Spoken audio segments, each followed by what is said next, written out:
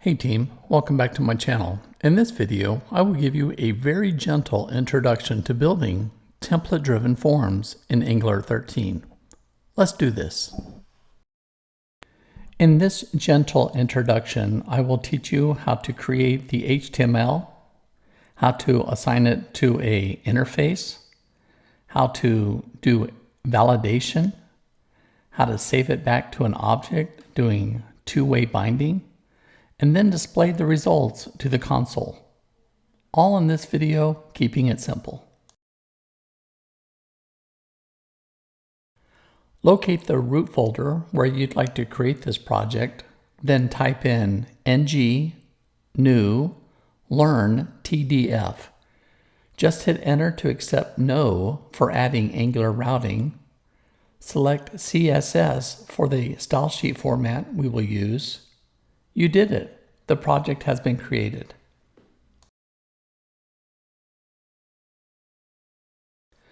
I will be using Visual Code for this project. I recommend this IDE, however, it's not a requirement. If you are already familiar with a different IDE, just use that one instead. We'll get this done. Let's change directory to the root folder of our solution and then type in code period, and Visual Code should pop up. Now we have our project created. Let's clean up app.component.html. Notice there's all this sample HTML. Let's say Control A, delete that, and let's put something like h1 add code here. This is where we're going to add all our new code. Let's go to getbootstrap.com. We're going to use this as our CSS styling. Scroll down until you see include via CDN, and let's get this link right here and just click this to copy to clipboard. Return to code and then look for the file called index.html. And then we're going to paste that link in here. And now we have a style sheet CSS framework that we'll be able to use. Let's make sure that we import the Forms module. Open up app.module. Then let's come here and import that. And now that we have imported form modules, we have to come down to imports and place that there as well. So you would say Forms module. Let us create a student class, terminal, new terminal. At the prompt, type in ng generate class student. And that has been created here. And then what we're going to do is we're going to change it from a class to an interface. It's going to look like this. So export interface student. Then we have name, age, yes, no, maybe, pick one, and want to learn. So we created that student interface. Now we have to use that. So we have to come here to component.ts and say import student from .student. That's this student TS file here. In our student interface, we had one column called pick one, and that is actually from a list of learn methods. So let's create a list here called learn methods, and you can either self-learn, classroom, or YouTube. Let's now create a student model based on that interface. So notice we have name, age, yes, no, maybe, pick one. Pick one actually comes from this learn less methods, and then want to learn. Let's begin marking up all this HTML. First, we'll put in our div. The div will be the wrapper for this entire component. Then we will drop in a header, learn template-driven forms, and then we're going to do our form. Now the form has a few properties. First, we're going to say pound student form equals ng form. We're going to come back to this in a moment when we get done coding, and we're actually going to do an ng submit here as well, but we're going to hold off on that for a moment. Let us drop in our first field now, and that will be for the name. Now look at here, we said input, type is text, the class is going to be a form control, and we're going to say ID is name. This is a required field. The min length is 3, the max length is 30. And notice here we're doing two-way binding. If this is the first time you've seen this, this means I can go in and out, two-way binding. Now if I only want to do one-way binding, then I just take off the open and close parentheses. That's one-way binding. But I want to go back and forth. I always want my view and my screen to be in sync. And then notice here I'm using the pound name. This is the name of this field. When we do our validation, we have to know the name of the field. Instead of going through the form name, control, and the name, we can just say pound, the name of the field, and then we have access to this. So this right here is like a shortcut, and it's very, very nice. Notice we just loaded up the form, and notice we get name and Billy as our input. Let us drop in our next field, and that's going to be age. And what's here is type number, class, control form. We have min age will be 13. The max age that you can type in is 100. We have two-way binding, and this is the name, and this will be for our testing.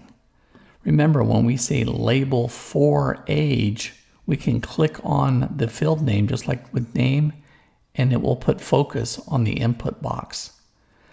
Another thing that may trip you up is notice the type here is number.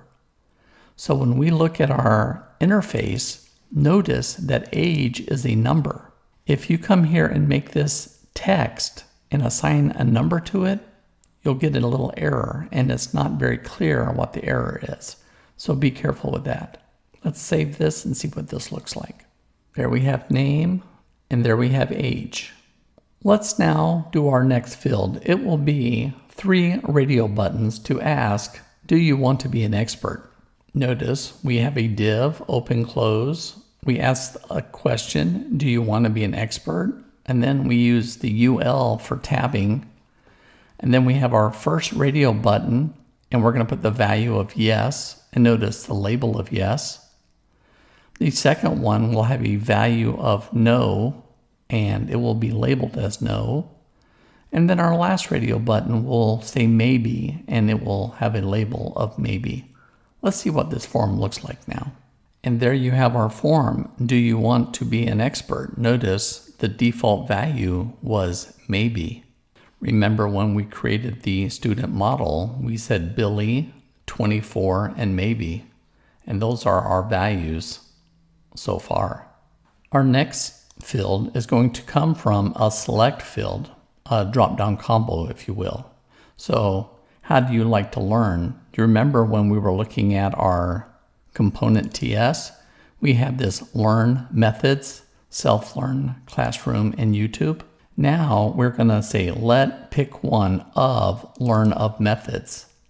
That is that list from our app.component.ts.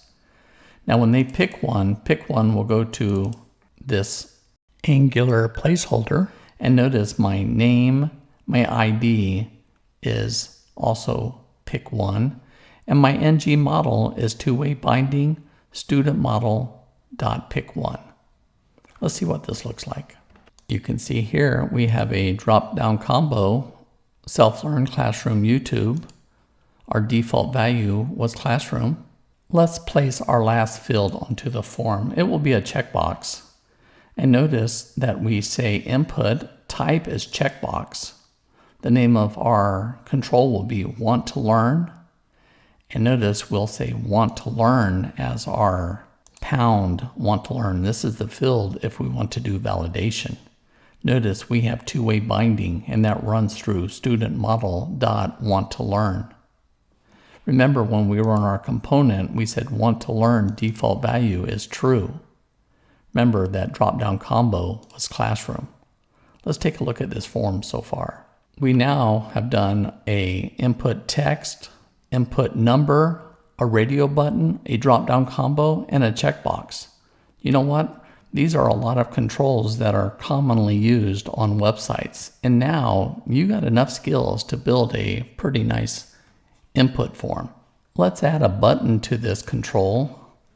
And when someone clicks on it, it will say the word save. And then we're going to go back to the back end and write a method that will process this save button.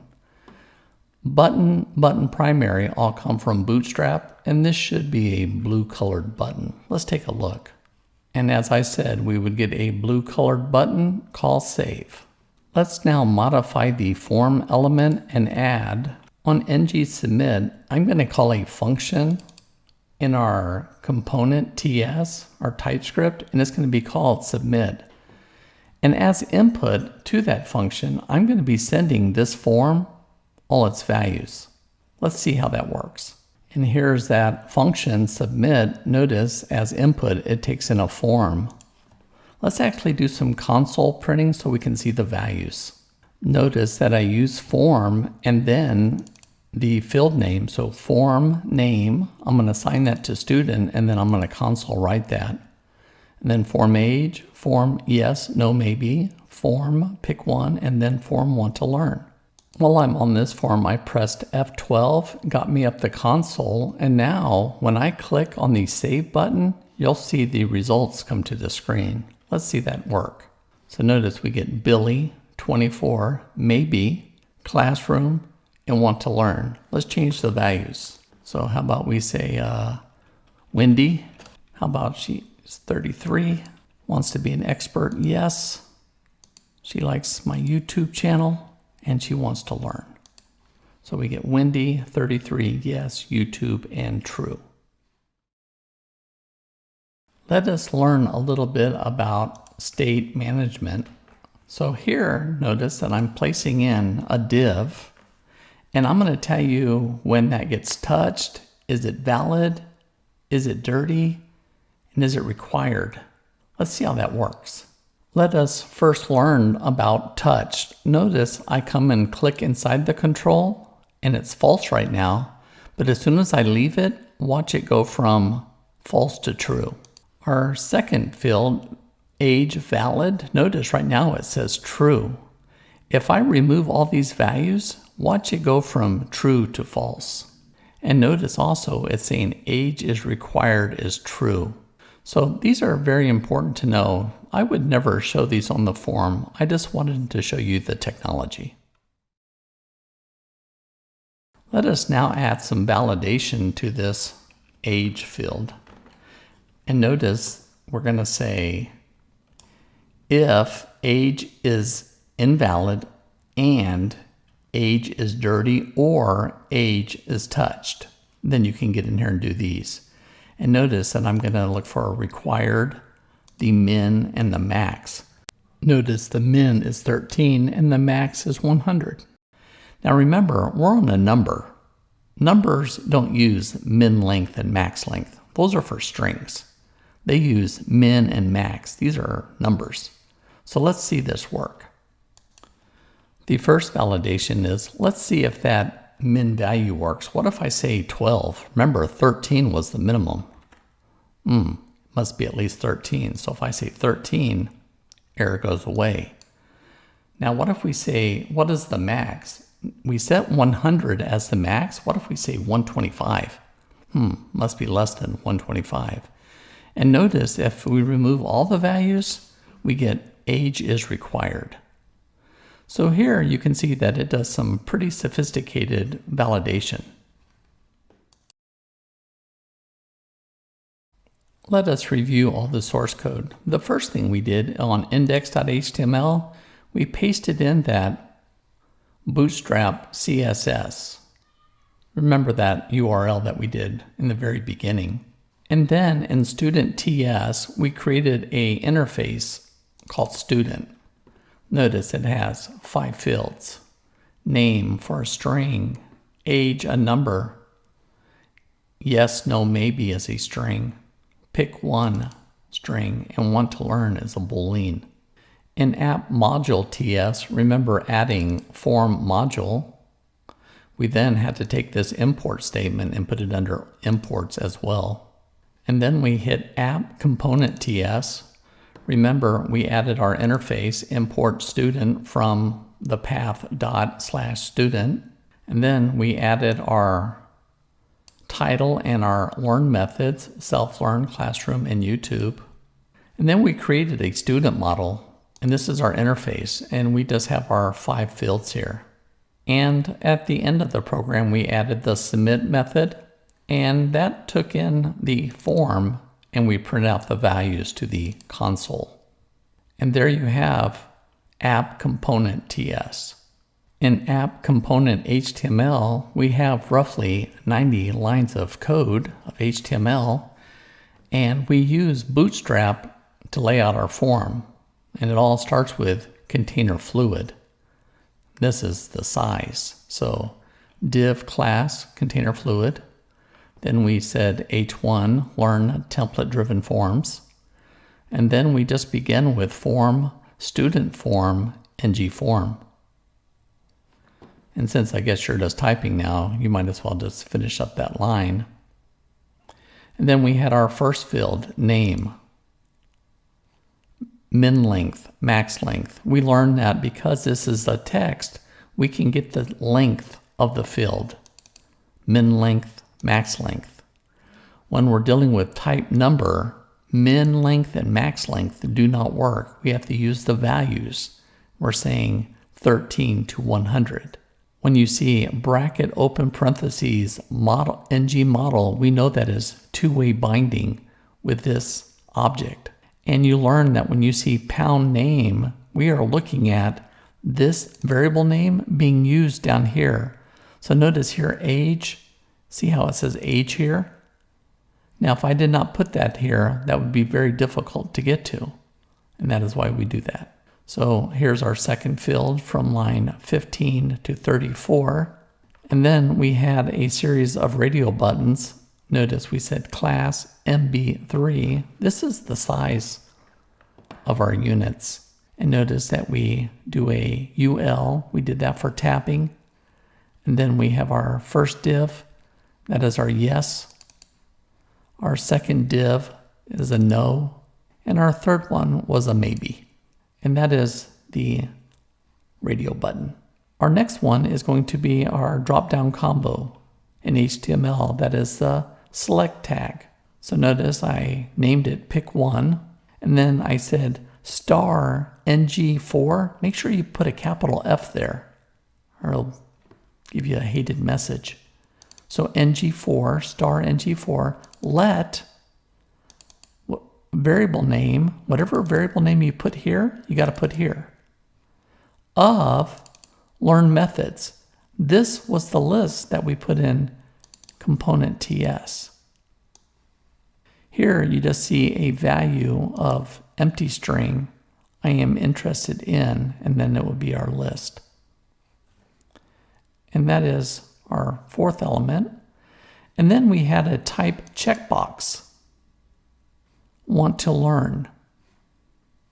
And then at the very bottom of the form, we said button, space, button primary. That made it blue. And then we said save. And when we click this button, it makes it come up here to the top to this ng submit.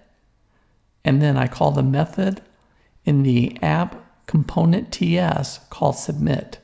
I pass in the form, and then I get the form dot the field names. And I console those out.